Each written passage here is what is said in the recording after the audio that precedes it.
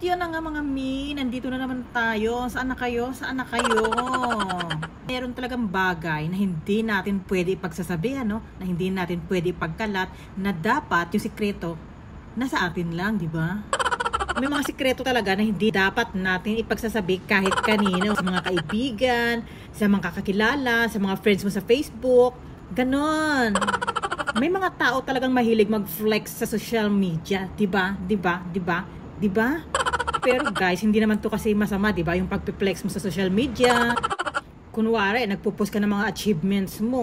Hindi naman kasi masama yung mag-post ka ng mga achievements mo, 'di ba? Kasi natutuwa ka lang, kasi masaya ka lang, ganun, 'di ba? Marami kasing tao na hindi naman talaga tayo gusto, kahit sa mga friends natin sa Facebook, mangilan-ngilan lang yan. Sa 1,000 friends mo sa Facebook na yan, 5 lang yung may gusto sa iyo. Ganun. Nag-post ka ng mga achievements mo dun sa Facebook, 'di ba? Nag-flex ka, 'di ba? Pero hindi naman kasi lahat ng tao na makakakita noon ay masisiyahan at maging proud sa iyo, 'di ba? Aminin na, aminin na. Ganito kasi yun, Mi. Pag nagpo-post kasi tayo ng mga information sa social media, minsan yun pa yung ginagamit para sirain tayo. Para siraan tayo, ganun. Hinahina lang tayo sa mga pagpo-post natin sa social media.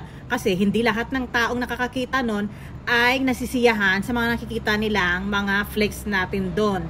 Dapat wag natin din ipagsasabi yung mga malalaking plano natin sa buhay. Lahat naman yata tayo may mga plano sa buhay, 'di ba? Pero wag natin ipagsasabi, ha? Hindi naman maiiwasan na ipagsabi ng ibang tao at ipagyabang yung mga plano nila sa buhay, 'di ba? Merong ganyang tao yung pinagsasabi at pinagyayabang yung mga malalaki nilang plano sa buhay nila, ha? Pag nagplano ka, dahan-dahan lang, wag mo natin ipagsabi o ipagkalat o ipagmayabang yung mga plano natin. Kasi wala pa sa realidad baka biglang maudlot. Hindi naman kasi lahat ng mga tao masisiyahan sa mga plano mo sa buhay, 'di ba? Kasi minsan may mga evil eye yan na kino-curse nila na wag matuloy yung mga balak mo sa buhay mo, yung mga plano mo, yung mga big plans mo, ganon. Hindi naman lahat ng tao susuportahan ka sa plano mo 'di ba? Marami dun sa kanila yung pagtatawanan ka, mamaliitin ka. Andito kasi tayo sa bansa ng mga talangka. Gawin nilang lahat para hihilahin ka pababa.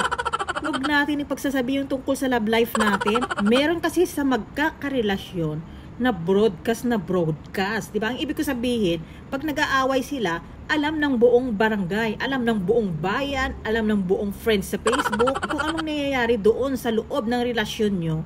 Dapat, hindi nalalabas yon. Pag nag-away kayo, wag nyo nang ilagay sa Facebook, wag nyo nang i-post sa status nyo na nag-away kayo. Kasi pagtatawaran ka lang, hindi ka naman matutulungan ng mga yan Dapat kayong dalawa yung mag-usap, hindi mo na pinopost sa status mo, ha?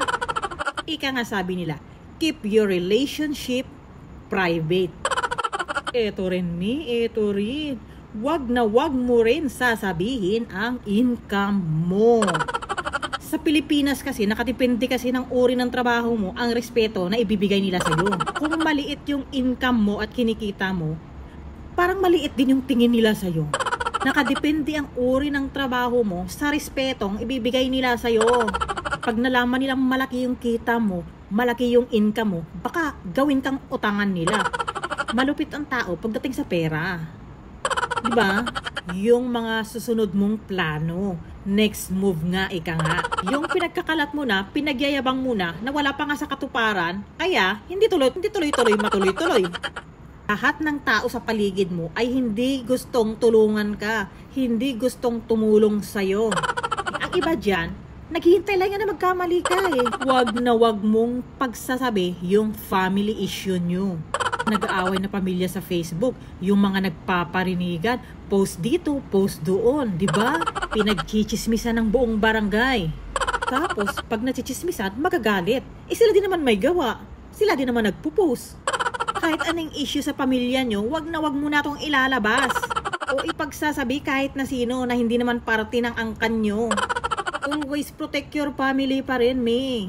Pwede magamit ng ibang tao yan na may inggit sa inyo. Kasi, pag nag-away kayo, wag nyo nang ipagkalat, wag nyo nang ipagsabi kahit na sino na hindi parte ng pamilya nyo. Always protect your family, ika nga, diba? Diba? Kasi nga, pag wala silang alam tungkol sa'yo, hindi ka nila masisiraan. Kaya dapat, tahimik lang.